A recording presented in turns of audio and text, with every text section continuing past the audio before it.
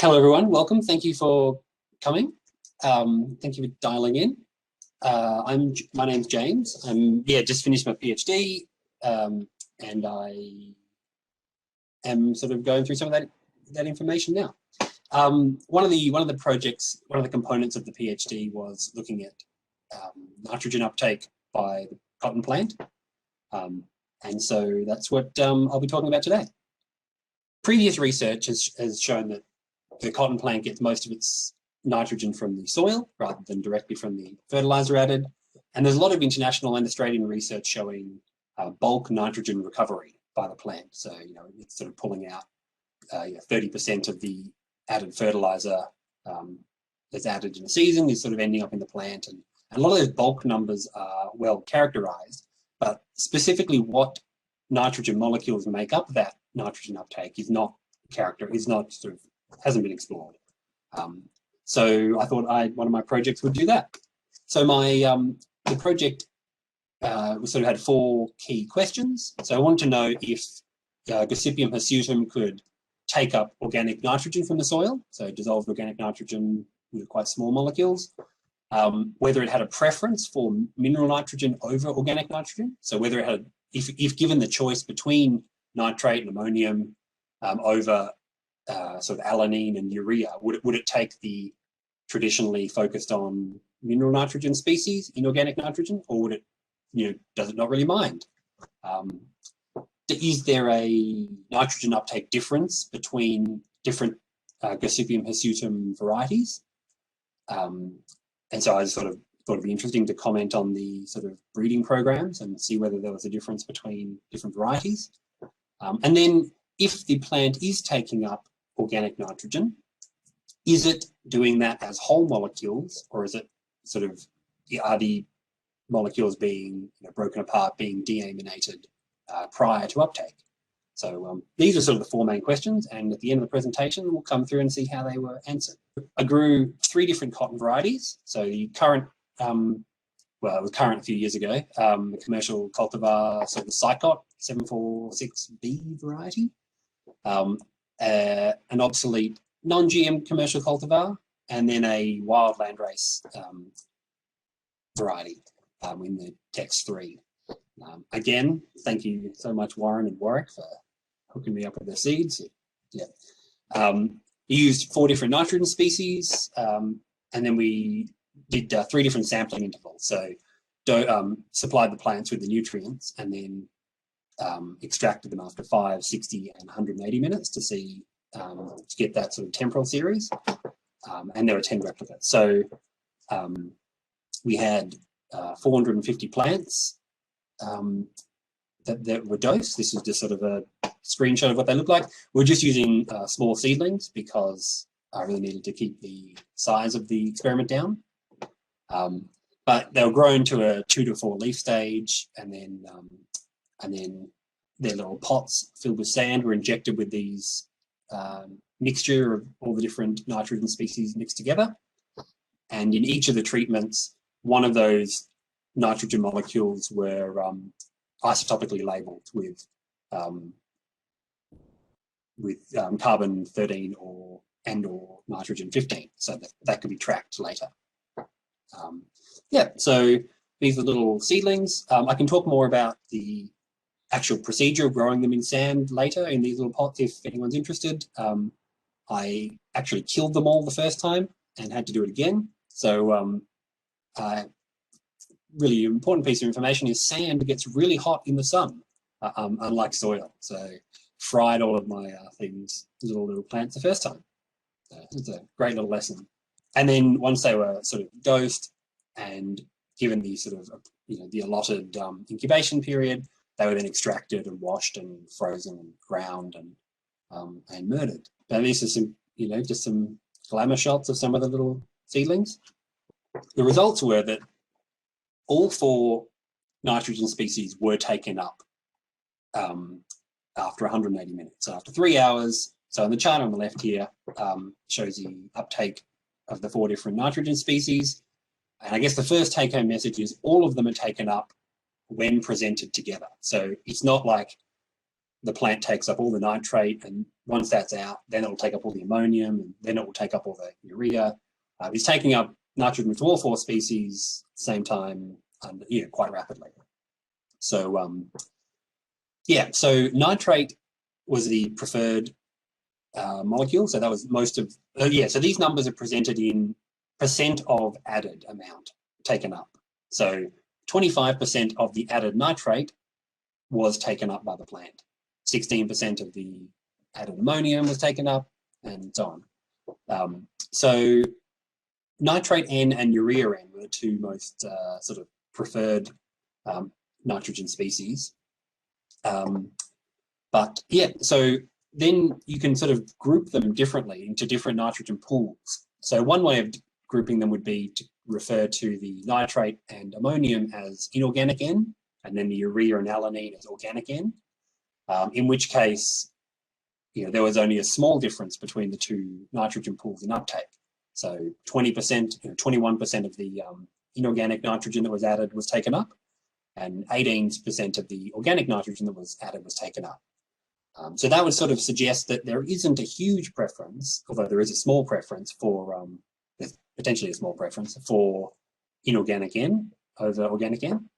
But another way of presenting that, and another way of categorizing those N species would be as inorganic N, sort of naturally dissolved organic N, and then I think quite a useful nitrogen pool in these sort of in these situations is having a synthetic N pool or fertiliser N, because especially in cotton systems, the added fertiliser N can drastically shift the flows of nitrogen and the pools of nitrogen in these systems. I think that it makes sense to make it its own pool when talking about, when grouping up different nitrogen molecules.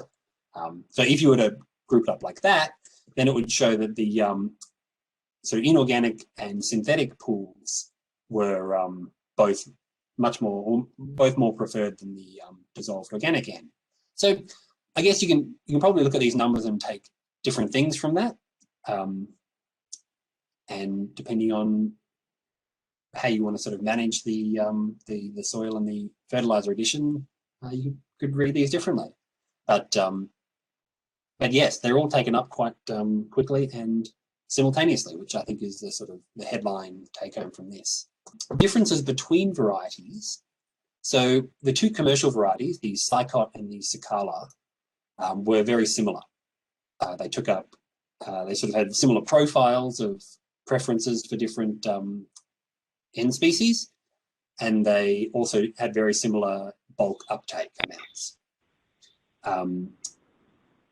Whereas the landrace accession, the Tex 3 variety, took up significantly more ammonium than the others, and also took up more nitrogen in total than the other 2 varieties. I'm not, I'm not a sort of a plant geneticist or a botanist, so this is not my, when sort of trying to work out why that would be and what the implications of that are, they're not my strong suit. But speaking to people, there have been sort of suggestions that the landrace accession variety might be more inefficient with its uptake and processing, meaning that it has to, it has to take up more nitrogen for the same productivity. But that might be useful data for people working in the sort of bioinformatics and things outside my area of expertise. Sorry about that. Yeah, but the take-home message was there really isn't much difference between them, but there is a small difference between the commercial varieties and the sort of Guatemalan, native variety, which is probably to be expected. But yeah, take that or leave that.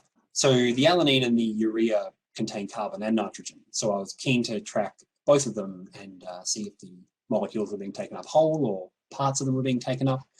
And so with the alanine, both the alanine nitrogen and the alanine carbon were both taken up, and they were taken up proportionally to each other.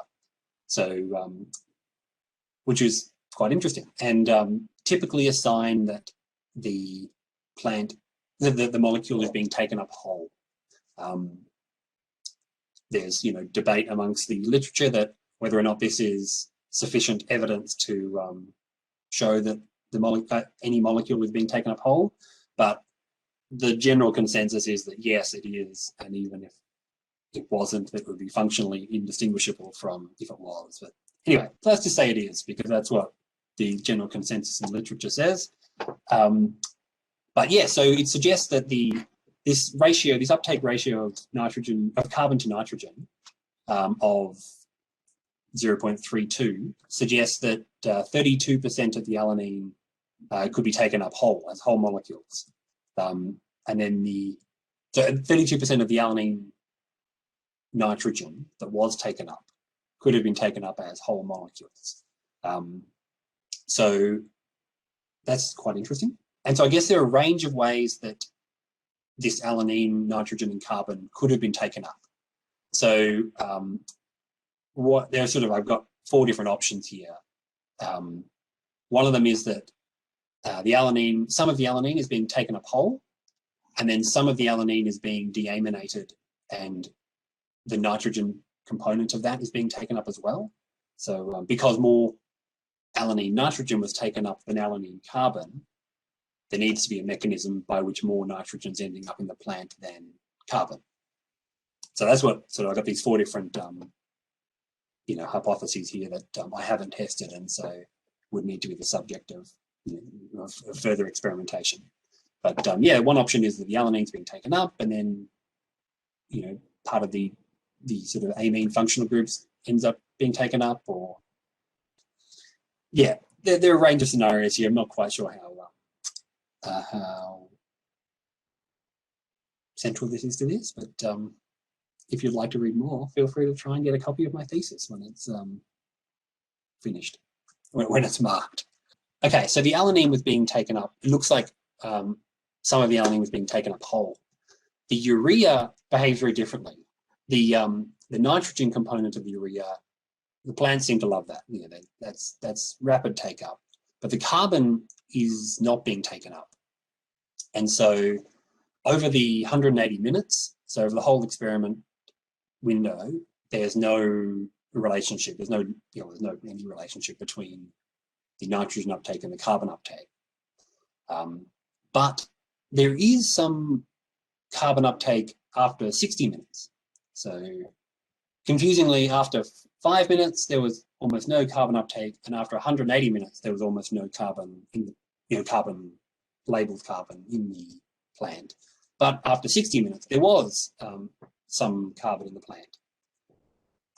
So it's possible that no urea carbon is being taken up, and the entire molecule is being deaminated extracellularly, or on the sort of in the rhizosphere area, and then only the amine group is being taken up, and the carbon is being rejected as carbon dioxide.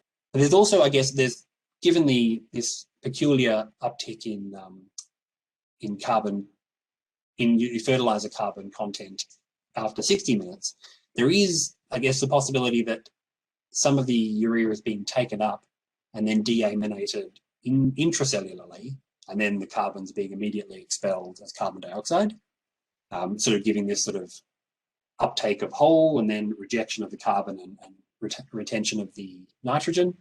But this is, at this point, quite speculative and entirely likely that is not occurring, and there's just extracellular deamination. It takes the amine group and rejects the carbon, and bing bang bong, that's fine. But there could be something more interesting there that could be explored further. Right. So I guess the research questions at the beginning: does Gossypium hirsutum exploit the organic nitrogen in the soil pool? Yes, definitely. So cotton is taking up alanine N and urea N rapidly in the presence of abundant mineral N or inorganic N. So, I've confusingly interchanged the words mineral N and inorganic N. So sorry about that. But yeah, so organics low, at the very least, low molecular weight dissolved organic N is being readily taken up by the plant. Does the plant prefer mineral N to organic N when given the choice? It's sort of unclear. Nitrate and urea were the preferred nitrogen sources. I'm using the word preferred as if there's some sort of sentient choice happening here, but that's not what I'm implying. But so nitrate and urea were the two most popular. And given the potential grouping of inorganic N and organic N, then yes, the inorganic N was slightly more favoured. But I think what the sort of key take home here is that the plant is taking nitrogen from a range of soil N pools simultaneously, meaning that if you were to, I've heard some people talk about if you try and increase the organic carbon content in the soil, which a lot of people are advocating for reasons like carbon sequestration and sort of soil stability and things like that. By doing that, you might reduce the mineral nitrogen or the inorganic nitrogen component of the soil. And I've heard people talk about that might reduce the plant available nitrogen in the soil. But this experiment suggests that there's no evidence that reducing the inorganic nitrogen content to build more organic nitrogen would necessarily reduce the plant available nitrogen. It's not a great sentence, but I think this is sort of supportive of the idea that farmers should be increasing their soil carbon and by extension nitrogen content as organic component, and that would still provide, there would still be sufficient plant available nitrogen. Yeah. Anyway, does nitrogen uptake vary between species and between cultivars and varieties? There really is no statistical difference between the two commercial cultivars, so the GM Sicot variety and the non-GM Sicala variety. I mean, I'm sure the bioinformatics people probably would have predicted that, but yeah, there appears to be no difference. But there is a difference between the commercial varieties and the quite now distant landrace succession. So yeah, they're the landrace, the Tex3 variety was taking up more nitrogen, especially as ammonium, than the commercial varieties were. And is dissolved organic nitrogen being taken up as whole molecules? Yep, it looks like alanine, so an amino acid alanine is being taken up whole, and the urea is not being taken up whole. So that's really just the nitrogen component of that is being taken up